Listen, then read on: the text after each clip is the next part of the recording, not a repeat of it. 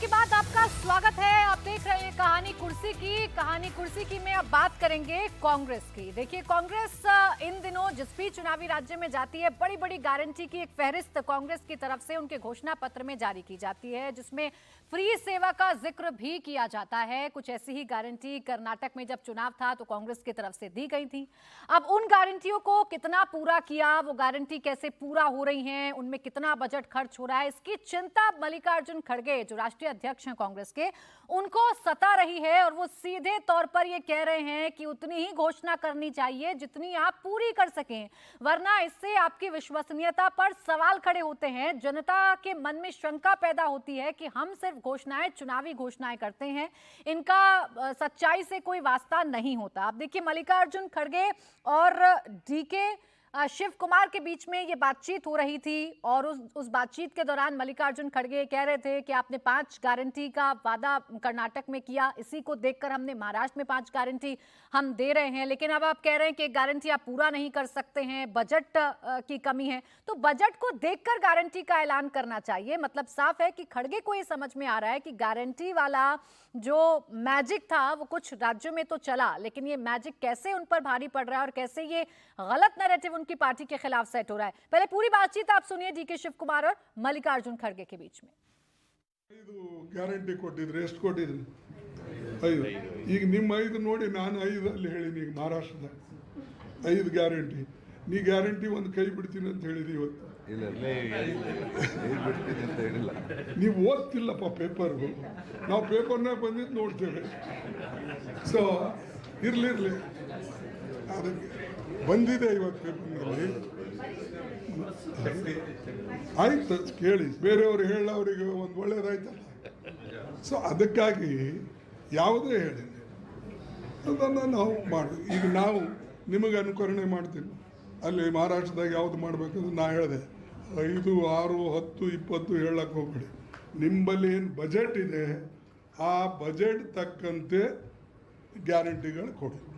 ಇಲ್ಲ ಬಜೆಟ್ ಬಿಟ್ಟು ನೀವು ಗ್ಯಾರಂಟಿಗಳು ಕೊಟ್ಟರೆ ಇಲ್ಲಿ ದಿವಾಳಿ ಎದ್ದು ಹೋಗ್ತದೆ. ಈಗ ಒಂದು ಬಟ್ಟಿ ಮಣ್ಣು ಹಾಕಕ್ಕೆ ಸಡಕ್ ಮ್ಯಾಗಿಲ್ಲ, ಇದು ಇಲ್ಲ, ಎಲ್ಲರೂ ನಿಮ್ಮ ಮೇಲೆ ಬೀಳ್ತಾರೆ. ಆಮೇಲೆ ಈ ಸರ್ಕಾರ ಫೇಲ್ ಆದರೆ ಮುಂದಿನ ಜನರೇಷನ್ಗೆ ಏನು ಇಟ್ಟು ಹೋಗಲ್ಲ. आज कांग्रेस पार्टी ने अपने अध्यक्ष के माध्यम से पहली बार स्वीकार किया है कि कांग्रेस के द्वारा जो होता रहा है वो जनता की आंखों में धूल झोंकने की बात रही है। क्या श्रीमान खड़गे साहब माफी मांगेंगे? जो तेलंगाना में हो रहा है, जो कर्नाटका में हो रहा है, जो हिमाचल प्रदेश में हो रहा है,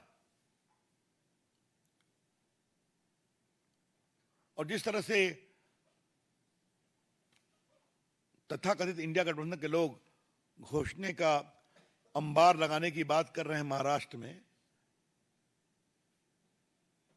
झारखंड में, ये क्या है? वहां भी वही होगा, जनता की आंखों में धूल झोंकने की बात होगी। इस वक्तव्य के बाद खड़गे साहब कृपया करके आप देश से माफी मांगिए, और राहुल गांधी हम आपसे भी आग्रह करेंगे, आप भी माफी मांगिए। क्या तेलंगाना, क्या कर्नाटका और क्या हिमाचल, वहां की जनता की आंखों में आपने धूल झोंका?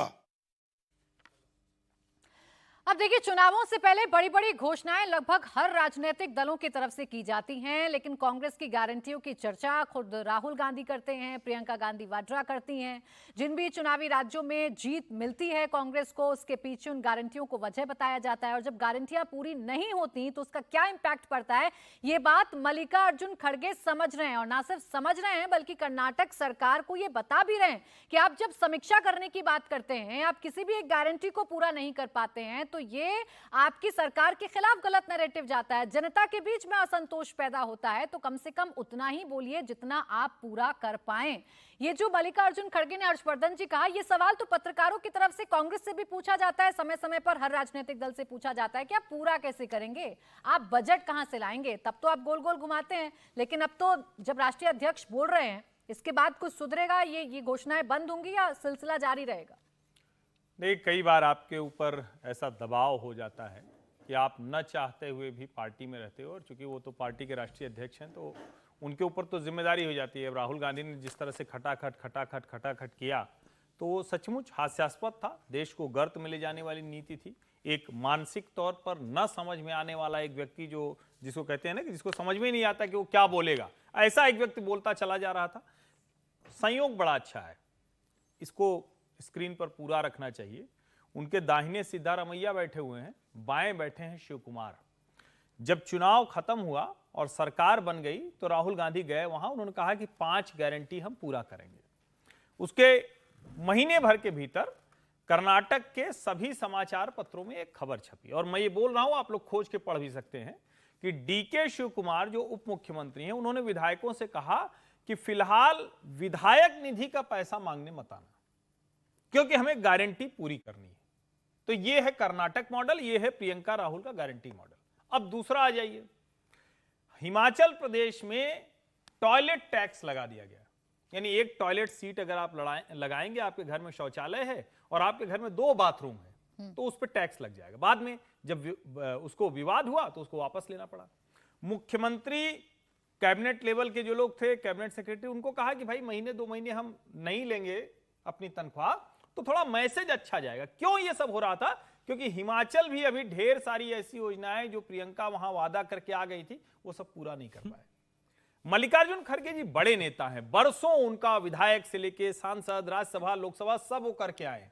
उनको कष्ट हो रहा है, लंबे समय से वो पीड़ित थे। एक ऐसे समय पर उन्होंने बोला जिसकी कुछ वो सफाई देंगे, लेकिन दरअसल राहुल गांधी और प्रियंका को उन्होंने आईना दिखा दिया। उन्होंने बताया कि ये वाला नहीं चल सकता है भाई, आपके पास पैसे हैं नहीं, खजाने में रकम नहीं है। और आपको मैं और बताऊं, राजस्थान में भी अशोक गहलोत जो राजस्थान का हाल करके गए हैं, आपको याद होगा कि मोबाइल देने लगे थे आखिरी समय में। आखिरी समय उनको मोबाइल ने, एक बड़ा वीडियो वायरल था कि एक बूढ़ी महिला मोबाइल लिए थे, कहे किसने दिया, कहे अशोक गहलोत। वोट किसको दे, कहे मोदी को देंगे।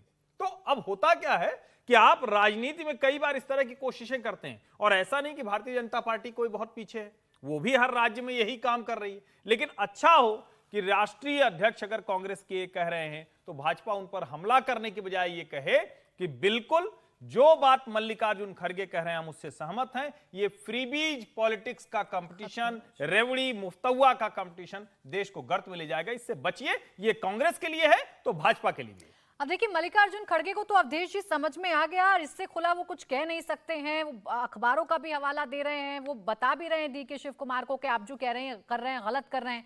आपने 5 गारंटियों का ऐलान किया, महाराष्ट्र में भी 5 गारंटियों का ऐलान कर रहे हैं, लेकिन पूरा नहीं कर पाएंगे तो क्या फायदा। उनका ये उपदेश क्या उन लोगों को समझ में आएगा? क्या राहुल गांधी या प्रियंका गांधी को समझ में आएगा कि अब आने वाले राज्यों में कम से कम उतनी ही घोषणाओं का हम ऐलान करें जितनी सरकार पूरी कर पाए? देखिए, जब हम एक शेर की सवारी करते हैं तो उससे उतरना बहुत कठिन हो जाता है। भारत की राजनीति में ये जो फ्री वीज है, मुफ्त वस्तुएं और सेवाएं देने का, ये साउथ से दक्षिण से शुरू हुआ था, आंध्र से कर्नाटक तक। 80 के दशक में चावल, फिर टेलीविजन, फिर केबल कनेक्शन, फिर कहां से चला और उत्तर भारत तक पहुंचा है। दूसरे दौर की शुरुआत अरविंद केजरीवाल जी ने की दिल्ली से। हालांकि उसमें फ्री बीज के नाम पर इतनी ठगी है कि लोगों को मालूम है कि यहाँ कैसे बिजली की बिल हमारे कम हो रहा है, ज्यादा हो रहा है। लेकिन अब ये ऐसा दौर है, राहुल गांधी, मल्लिकार्जुन खड़गे को राज्य सरकारों से बात करने की बजाय जो राहुल गांधी हैं, जो राहुल गांधी के रणनीतिकार हैं, जिन्होंने यूपीए सरकार में सोनिया गांधी की एडवाइजरी काउंसिल में बैठ करके और इस देश में जो food guarantee, food security bill लागू कराया हुआ कि देश में क्रांति हो जाएगी। जब मैंने इसका विरोध किया तो टेलीविजन पर मुझे कहा आप गरीबों के विरोधी। हम कहे नहीं, गरीबों को दो ना। लेकिन ये जो आप फूड सिक्योरिटी बिल ला रहे हैं, ये तो देश के 70-75% लोगों को जब आप देंगे तो देश चलेगा कैसे, और कितने दिन देंगे 2 रुपए किलो और 3 रुपए किलो। और किसानों की दशा क्या होगी जो अनाज देकर के अपना सम्मान बचाता है। तो आज फूड सिक्योरिटी बिल, मनरेगा, आपको शायद पता है मनरेगा इस समय भ्रष्टाचार का सबसे बड़ा केंद्र है। मोदी जी तो इसको खत्म करने का वायदा किए थे, बाद में उन्होंने कहा कि हम तो गाजा बाजा के साथ इसको जारी रखेंगे, आपका जो है समाधि बनती रहेगी। और आज जो है जो काम करने वाला वर्ग था उसको आपने भ्रष्ट बना दिया। कुछ काम होता नहीं है। 3 यूनिट है, 3 यूनिट के नाम से 100 दिन की गारंटी के पैसे जाते हैं। पंचायत के प्रमुख, वार्ड मेंबर और सब में वो चीजें बट रही है।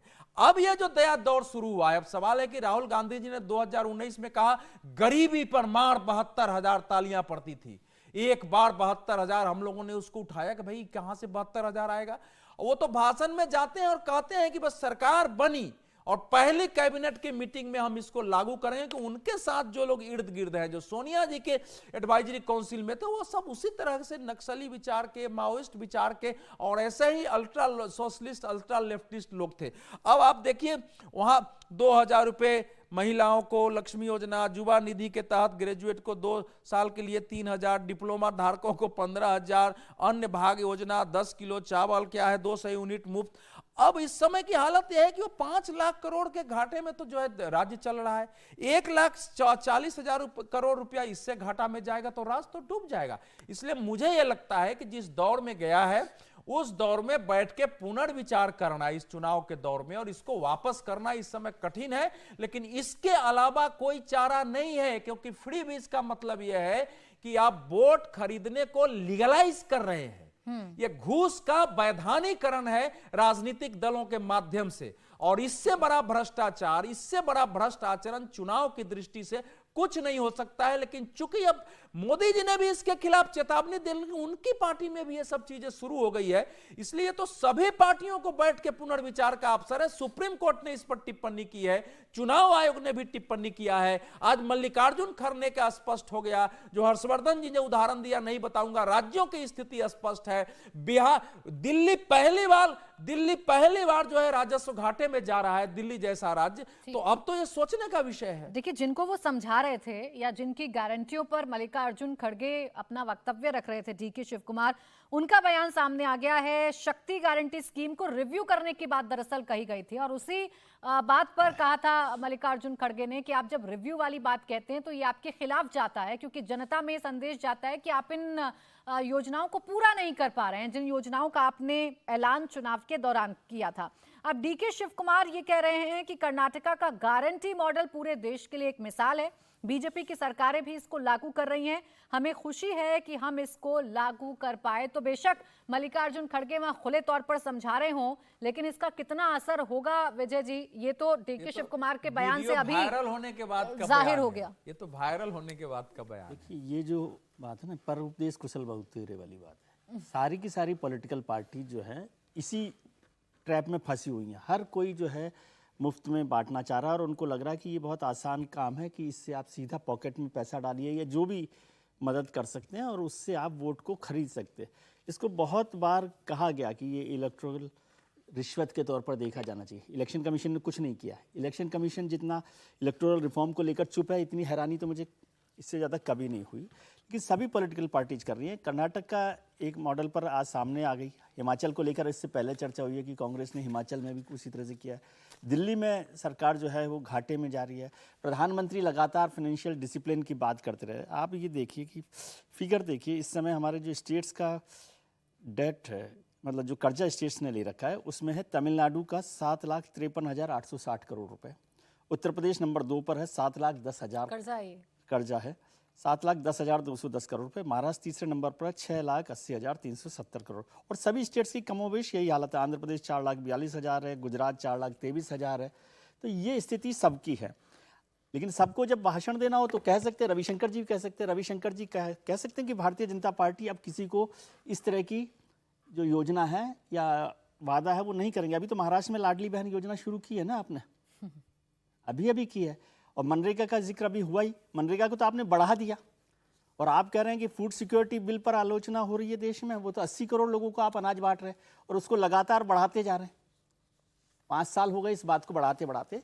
तो उपदेश देने से बेहतर है कि अब ये वक्त है कि सभी लोगों को, सारी पॉलिटिकल पार्टीज को आकर इस पर कोई डिसीजन लेना चाहिए, या इलेक्शन कमीशन थोड़ा सा एक स्ट्रॉन्ग वो ले कि भाई किस तरह से करना चाहिए, या केंद्र सरकार, अब भारत में मोदी सरकार है, वो तय करे भाई हम इससे ज़्यादा लोन नहीं देंगे। पूरा एक सिस्टम बना हुआ है कि कितना लोन होना चाहिए, कितना घाटा होना चाहिए, 20%, 25% जीडीपी से कैसे, लेकिन उसको कोई परवाह नहीं करता, क्योंकि उस पर कोई फांसी तो लग नहीं रही है, उसको कोई फांसी तो लग नहीं रही है किसी सरकारों को।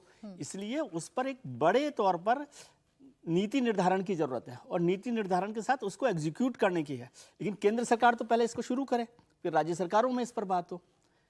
ये जो बात हुई है, मैं समझ रहा हूँ कि खड़गे साहब ने जो बात की वो अच्छी बात है, और उस पर भी सरकार आज एक बार आलोचना हो सकती है, लेकिन वो रिव्यू करके कर ले। और महाराष्ट्र के इलेक्शन में कांग्रेस ध्यान रखे कि भाई इस तरह की नीतियों की घोषणा, वादों की गारंटी की घोषणा ना करे, और दूसरी पार्टियां भी उस पर ध्यान दें। डी शिव कुमार का तो आ गया ना वायरल होने के बाद बयान कि नहीं, मैं देश कह रहा के हूं, लिए मॉडल है, महाराष्ट्र मॉडल है में- तो महाराष्ट्र राज्य में को नहीं घाटे से निकालिए। नहीं, नेता कितने पाखंडी हैं कि सामने आकर स्वीकार करने की बजाय कि हमको कठिनाई हो रही है और वो एक बयान जारी कर रहे हैं और देश को गफलत में डाल रहे हैं। संभव ही नहीं है। ये वो तो बताओ ना, अपनी सरकार कर्नाटक की कितने घाटे, इमेज- 5 लाख करोड़ रुपए के घाटे में है, ठीक है, देखिए- 1,40,000 करोड़ देखिए, रुपया वो तो बताया जा अपनी रहा है कि इमेज इस पर कहीं ना खर्च हो कहीं जाएगा। सुधारने की कोशिश करेंगे। डांट लगी है या नाराजगी उन्होंने झेली है अपने राष्ट्रीय अध्यक्ष की तरफ से, तो वो मीडिया के सामने तो बैलेंस करने की कोशिश करेंगे ही कि कितना बड़ा मॉडल है, लेकिन सच्चाई क्या है वो भी जानते हैं। अब ये क्या समीर जी, आप राज्य सरकारों को तो समझा रहे हैं, आप राज्य सरकारों से बोल रहे हैं, आप डी.के. शिव कुमार को बोल रहे हैं, सिद्धारमैया को आप बोल रहे हैं, वो भी मुस्कुराकर आपकी बातों के जवाब दे रहे हैं,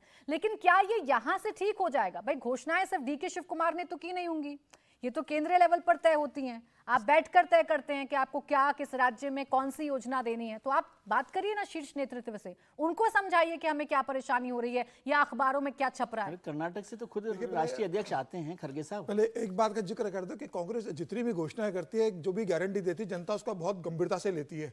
सरकार आएगी तो भी ठीक है, नहीं आएगी तो भी जनता लेने पहुंच जाती है। आंध्र प्रदेश में हार गए, लेकिन जो घोषणाएं कर दी थी तो जनता पहुंच गई दरवाजे पे कि साहब आपने तो कहा था हमके दो। तो इतना भरोसा है लखनऊ भी लाइन में, लगी। तो जनता को इतना भरोसा है कांग्रेस के ऊपर कि जो वो कहेगी तो करेगी। देखिए कांग्रेस की तो आदत है कि गारंटी दो, उसके बाद 9 2 11 हो जाओ, बात के अंदर उसके बात नहीं करेंगे। अब देखिए, हालांकि मल्लिकार्जुन खड़गे ने जो कहा है वो एक गंभीर चेतावनी है। सिर्फ उन्होंने कर्नाटक के बारे में जिक्र नहीं किया। ये अगर आज पूरे देश के अंदर आप देखेंगे तो राजनीतिक दल जब चुनाव में जिस तरीके से केजरीवाल ने जो शुरुआत कर दी थी कि बिजली पानी फ्री दूंगा, बस में यात्राएं फ्री दूंगा, जो जरूरतमंद है, जो गरीब महिलाएं, जो गरीब बेटियां हैं, जो बस का भाड़ा अफोर्ड नहीं कर सकती, आप उन्हें बस में यात्रा दो। लेकिन पैसे वाले घर के लोग भी, महिला अगर बस में टिकट नहीं देंगे या वो लोग भी अगर फ्री बिजली का इस्तेमाल करेंगे, मुझे लग रहा है उसके अंदर कहीं क्राइटेरिया निर्धारित होना चाहिए था। तो केजरीवाल ने जो शुरुआत की थी राजनीति के अंदर, सभी राजनीतिक दलों को लगा कि भाई अब ये चुनाव जीतना है, किसी भी तरीके से जीतना है, तो अगर ये फ्री बीज का मॉडल चलता है तो अभी घोषणा करो, उसके बाद देखेंगे कितना लागू कर सकते हैं, किस तरीके से लागू कर सकते हैं और कब इसकी हम शुरुआत कर सकते हैं। मध्य प्रदेश में भी हुआ और सभी राज्यों के अंदर ये हो रहा है, और महाराष्ट्र के अंदर तो घोषणा कर चुकी है, अभी कह रहे हैं कि अभी और घोषणा करने वाली है।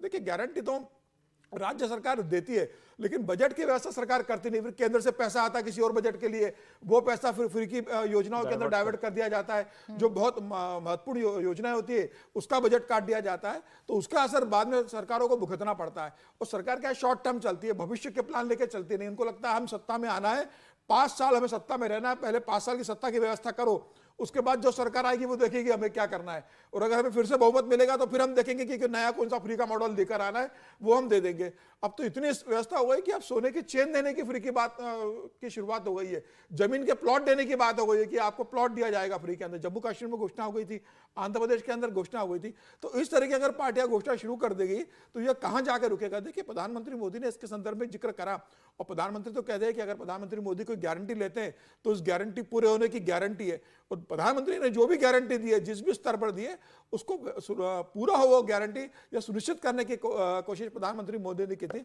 लेकिन राज्य सरकार तो सिर्फ घोषणा कर देती है, पैसों की व्यवस्था बाद में करने की करती है।